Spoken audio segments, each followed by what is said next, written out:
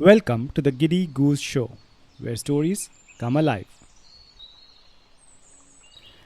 In this episode, we bring to you this deeply revered story from Oscar Wilde called The Nightingale and the Rose. The story begins with a young man crying at his inability to find a red rose, which he believes is essential to win the heart of his beloved. Moved by his sorrow, the nightingale embarks on a quest to find a red rose for him. What will it cost the nightingale? Will it be worth all the pain she has to endure? Will the young man find his true love? Let's find out.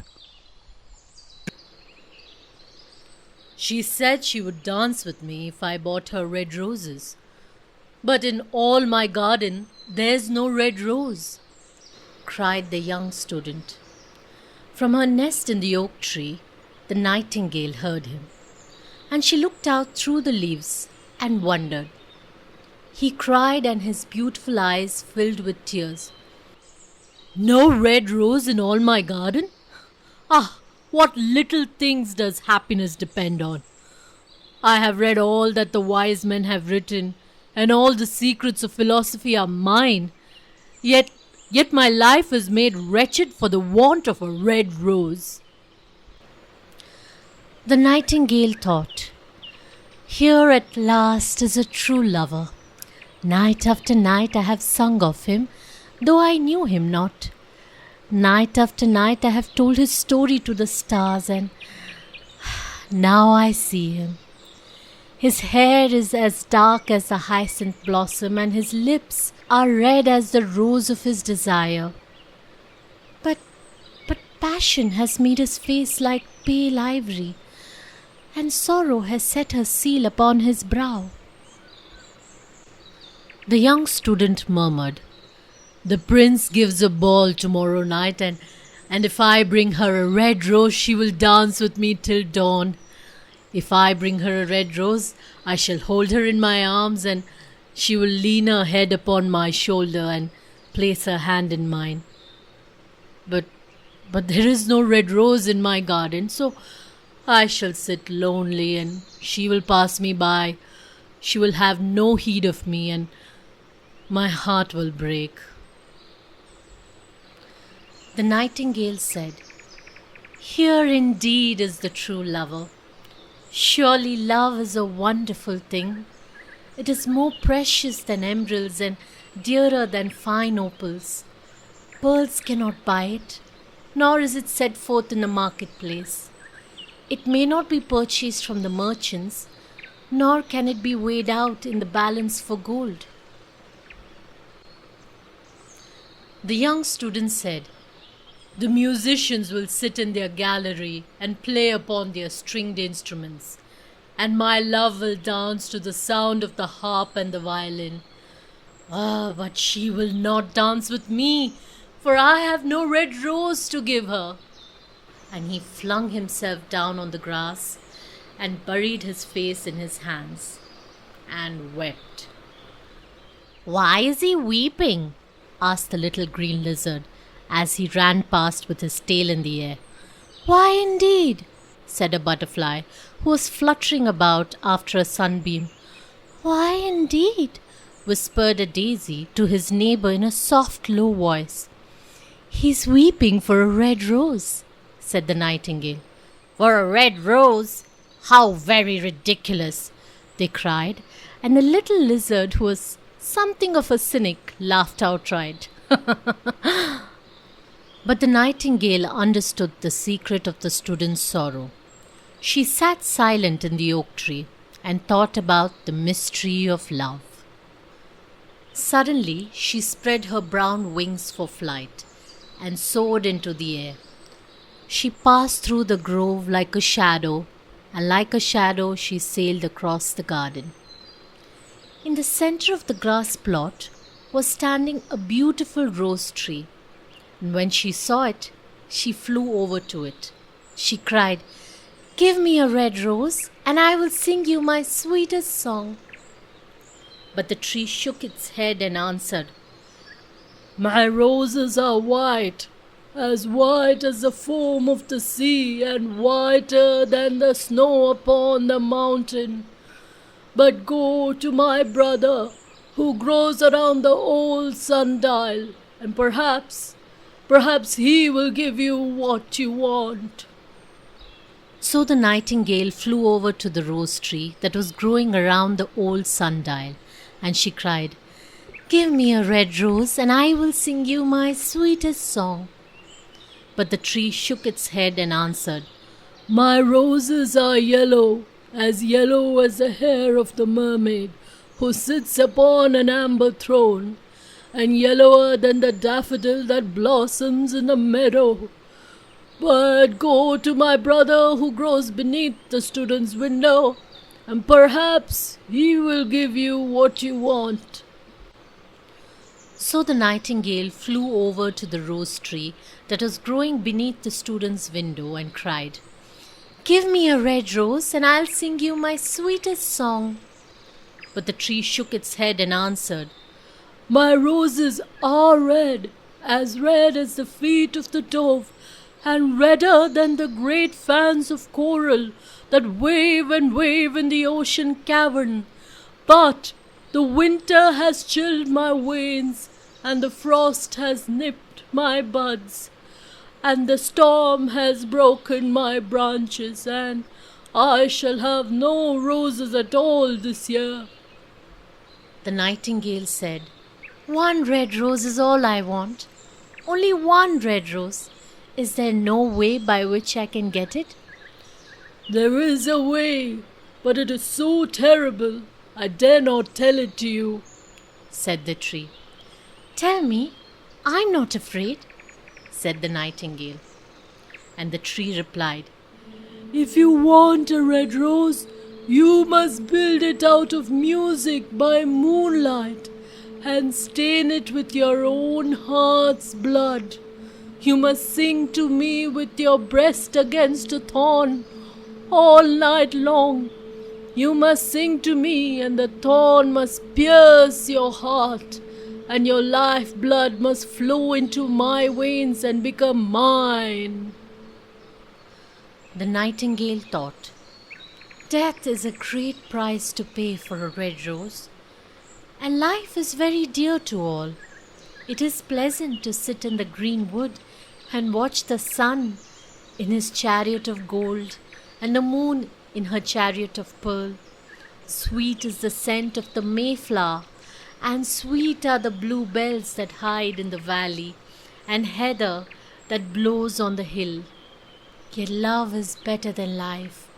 And what is the heart of a bird compared to that of a man?" So she spread her brown wings for flight and soared into the air.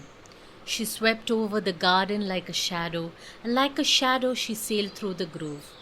The young student was still lying on the grass where she had left him, and the tears were not yet dry in his beautiful eyes.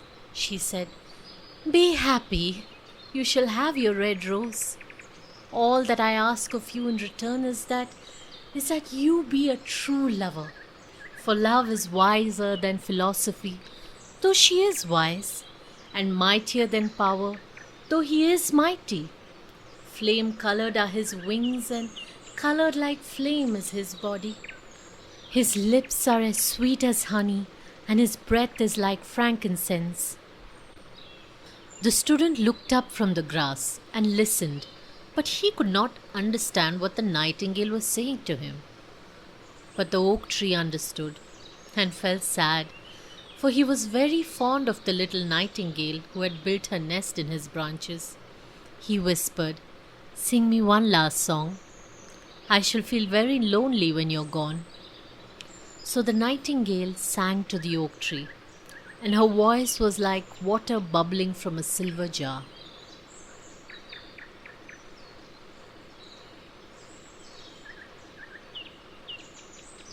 When she had finished her song, the student got up and pulled a notebook and a lead pencil out of his pocket. He said to himself as he walked away, "She has form. That cannot be denied to her. But has she got feeling? I am afraid not.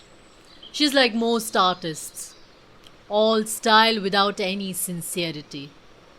She would not sacrifice herself for others. She thinks merely of music, and everybody knows that arts are selfish. Still, it must be admitted that she has some beautiful notes in her voice. What a pity it is that they do not mean anything, nor do any practical good. And he went into his room and lay down on his little pallet bed and began to think of his love, and after a time he fell asleep. And when the moon shimmered in the heavens, the nightingale flew to the rose tree and set her breast against the thorn. All night long she sang with her breast against the thorn, and the cold crystal moon leaned down and listened. All night long she sang, and the thorn went deeper and deeper into her breast, and her life-blood ebbed away from her. She sang first of the birth of love in the heart of a boy and a girl, and on the topmost spray of the rose tree there blossomed a marvelous rose, petal following petal, as song followed song. Pale was it at first, as the mist that hangs over the river, pale as the feet of the morning, and silver as the wings of the dawn, as the shadow of a rose in a mirror of silver, and a shadow of a rose in a water pool. So was the rose that blossomed on the topmost spray of the tree. But the tree cried to the nightingale, "Press closer, little nightingale, or the day will come before the rose is finished." So the nightingale pressed closer against the thorn, and louder grew her song, for she sang of the birth of passion in the soul of a man and a maid. And a delicate flush of pink came into the leaves of the rose, like the flush in the face of the bridegroom when he kisses the lips of the bride. But the thorn had not yet reached her heart, so the rose's heart remained white, for only a nightingale's heart's blood can crimson the heart of a rose. And the tree cried to the nightingale to press closer against the thorn. So the nightingale pressed closer, and the thorn touched her heart, and a fierce pang of pain shot through her. Bitter, bitter was the pain, and wilder grew her song. For she sang of the love that is perfected by death, of love that dies not in the tomb. And the marvelous rose became crimson, like the rose of the eastern sky. Crimson was the girdle of petals, and crimson as a ruby was the heart. But the nightingale's voice grew fainter, and her little wings began to beat, and a film came over her eyes. Fainter and fainter grew her song, and she felt something choking her in her throat. Then she gave one last burst of music. The white moon heard it, and she forgot the dawn and lingered on in the sky. The red rose heard it, and it trembled all over with ecstasy, and opened its petals to the cold morning air. Echo bore it to her purple cavern in the hills, and woke the sleeping shepherds from their dreams. It floated through the reeds of the river, and it carried its message to the sea. "Look, look, the rose is finished now," cried the tree. But the nightingale made no answer, for she was lying dead in the long grass with the thorn in her heart.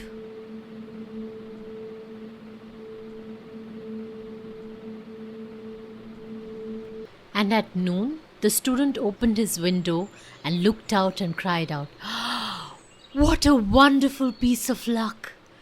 Here is a red rose. I have never seen any rose like it in all my life. It is so beautiful that I'm sure it has a long Latin name."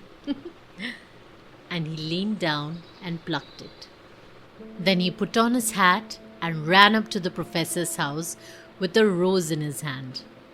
The daughter of the professor was sitting in the doorway, winding blue silk on a reel, and her little dog was lying at her feet. He said, "You said you would dance with me if I brought you a red rose.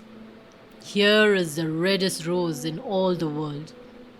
You will wear it tonight next to your heart, and as we dance together, it will tell you how much I love you."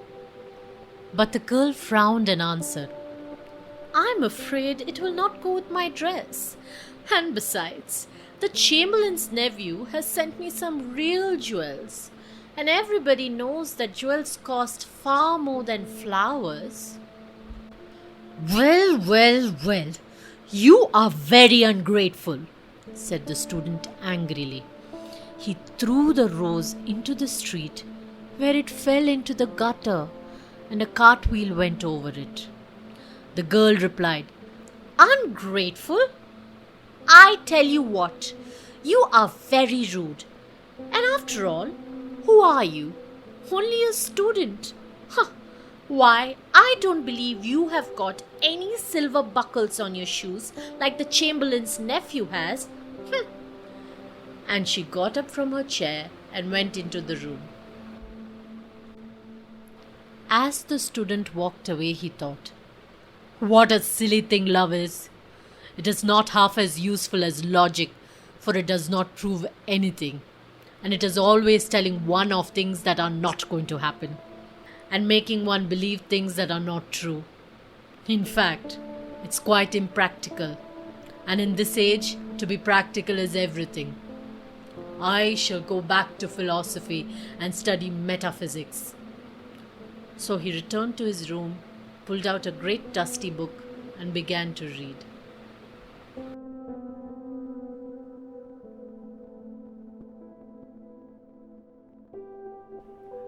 Hope you liked the story. If yes, tell your friends about us and stay tuned for the next episode. Until then, stay well.